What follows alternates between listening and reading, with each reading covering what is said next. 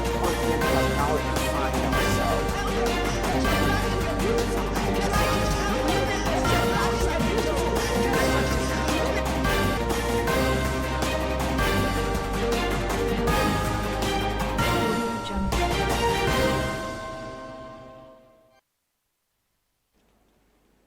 In the news, why Nigeria ranked low in Transparency International Corruption Index, Lai Mohammed. COVID-19, South Africa secures another 20 million vaccine doses. On the international scene, Donald Trump parts with lawyers before impeachment trial. In business, man to FG, reverse VAT hike, reduce port charges. On the entertainment scene, Burkina Faso Fespaco Film Festival postponed due to COVID-19. And in sports, Greater Manchester Police investigating abuse aimed at Manchester United players. Details shortly. Do stay with us.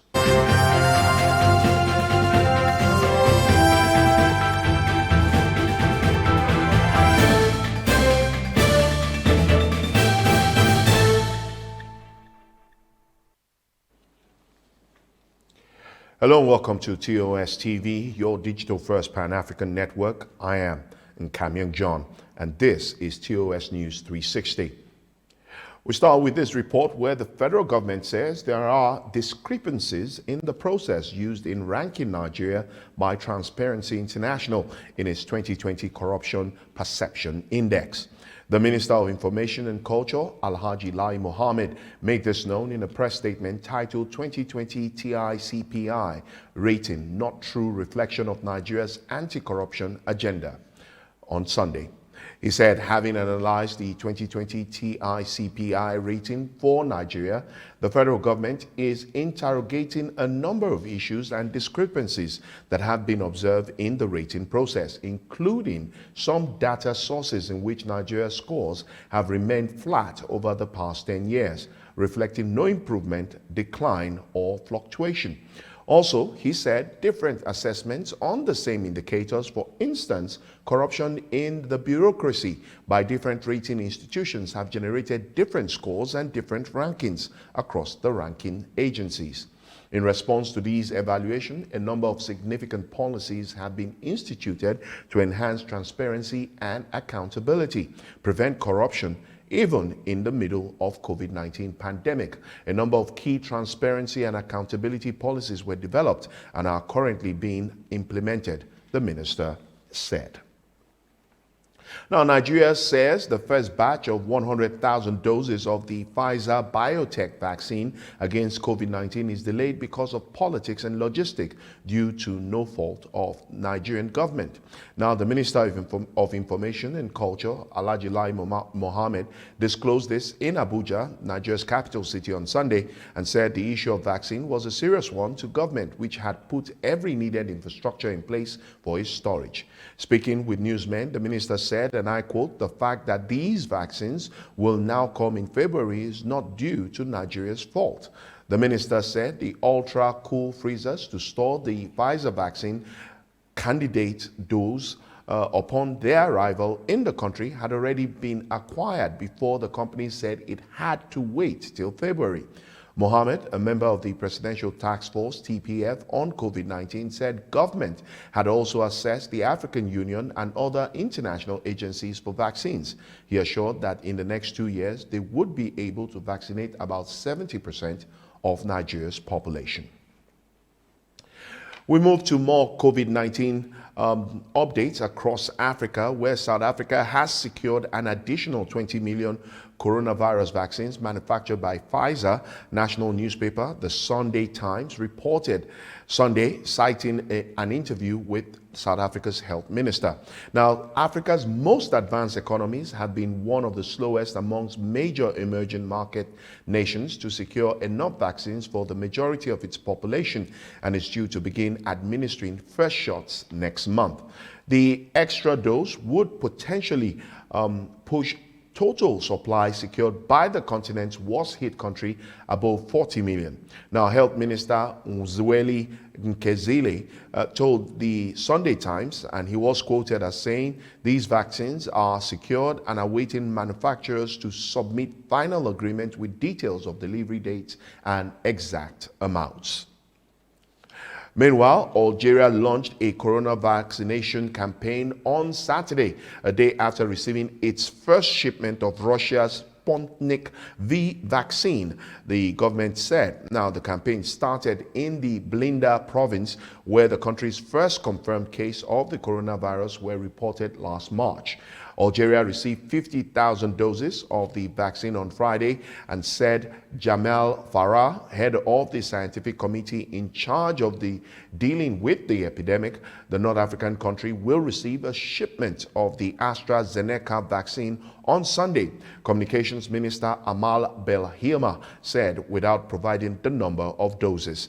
The vaccine campaign will prioritize health workers, people with chronic diseases, and the elderly.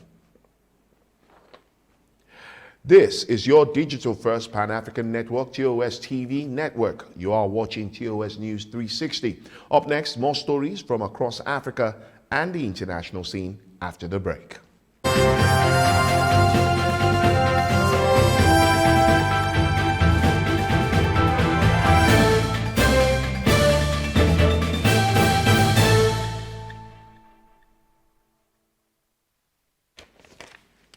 Thanks for staying with us. You're still watching TOS News 360. We should continue with developments on Africa, where participants at Libya's UN-sponsored peace talks have approved a list of candidates seeking to lead a transitional government, the United Nations has revealed.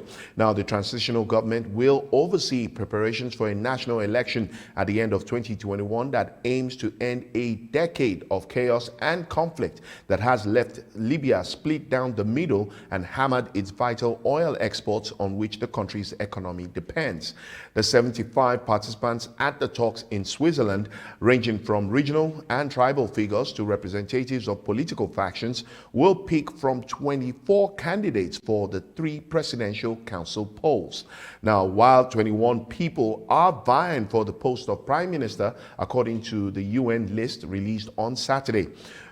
UN-backed talks have progressed. Many Libyans fear competition for posts could yet trigger new fighting, unraveling a ceasefire that has largely held since October.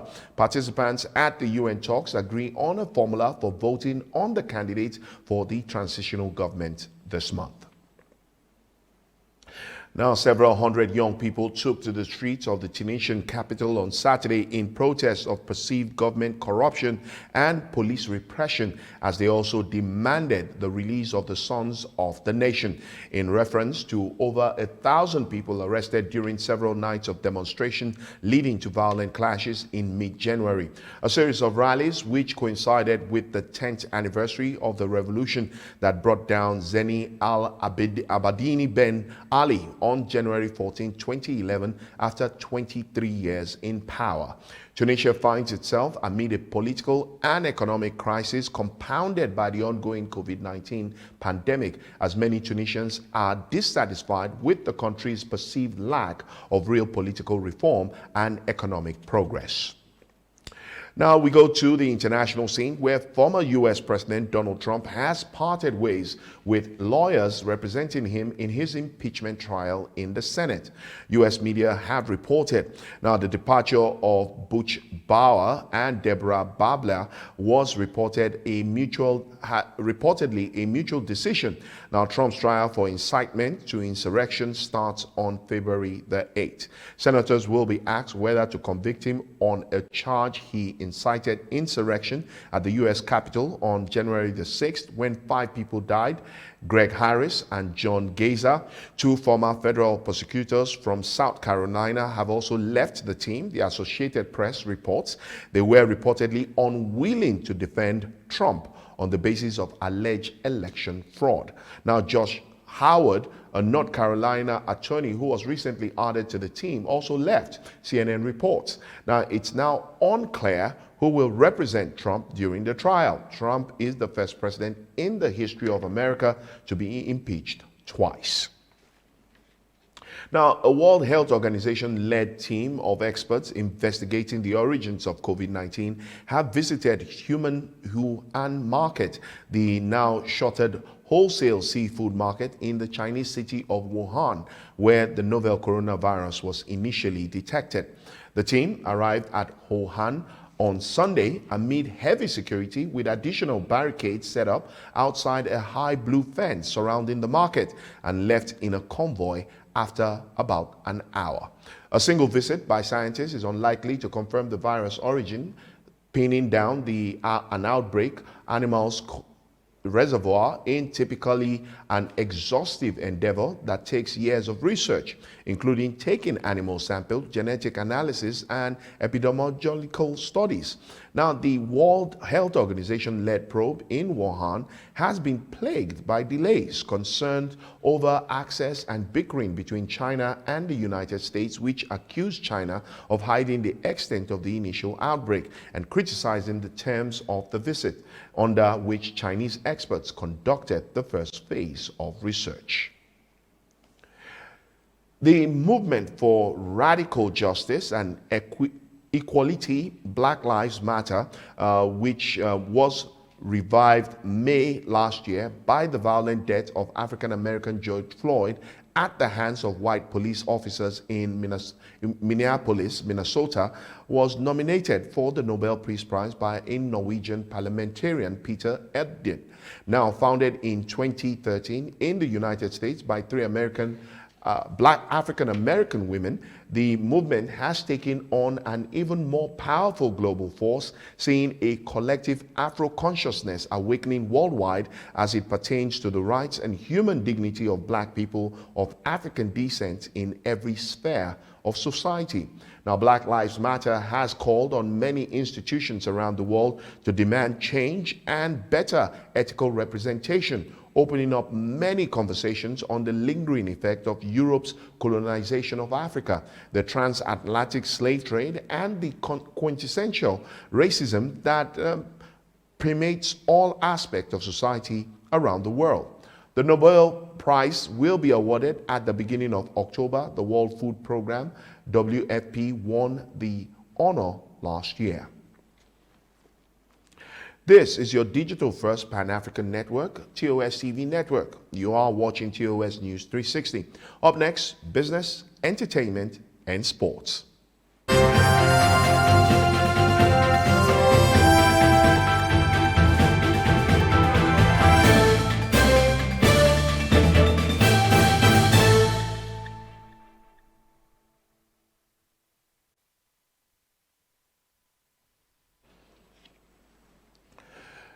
Thanks for staying with us. Now to other developments where the Council of Ministers of Burkina Faso have decided to postpone the FESPACO, the main biannual Pan-African Film and Television Festival in Africa, to a later unspecified date. The news was announced on Friday by government spokesman Osheni Tamboara at a press briefing in Ouagadougou. The cinematic festival, which has brought together thousands of spectators and actors from the world to the capital city since its creation in 1969 and has contributed to the success of many great African directors in film, was to be held at February's end. Now, however, the ongoing COVID-19 pandemic, which sees 10,423 cases of COVID-19 and 120 deaths in Burkina Faso since its onset, has thrown a wrench in the flow of the cultural event as the entire African continent faces the second wave, reputed to be more severe than the first. Away from entertainment to business, where nearly 1 year after Nigeria's federal government increased the country's value-added tax rate, manufacturers want the 50% hike in the VAT rate to be reversed. The federal government had in February of 2020 increased the VAT rate to 7.5% from 5% as part of efforts to boost revenue. The Manufacturers Association of Nigeria, MAN, in its newly released MAN CEO's Confidence Index for the fourth quarter of 2020 identified the challenges that confronted the manufacturing sector in the period and recommended measures on how government could address them. Mann said to address the difficulty in accessing foreign exchange, the government should grant concessional forex allocation at the official rate to manufacturers for importation of productive inputs that are not locally available. It called for swift approval of usage of forex sources outside the official market for manufacturers and stressed the need to fast-track the unification of all forex windows in the country. The association said the government should focus more on improving generation distribution and efficient use of available electricity. It called for the recapitalization of the Bank of Industry and the Bank of Agriculture to adequately meet the industry credit need at single-digit interest rate. And in sports, Greater Manchester Police have launched an investigation after receiving reports of social media abuse directed at Manchester United players in the past week.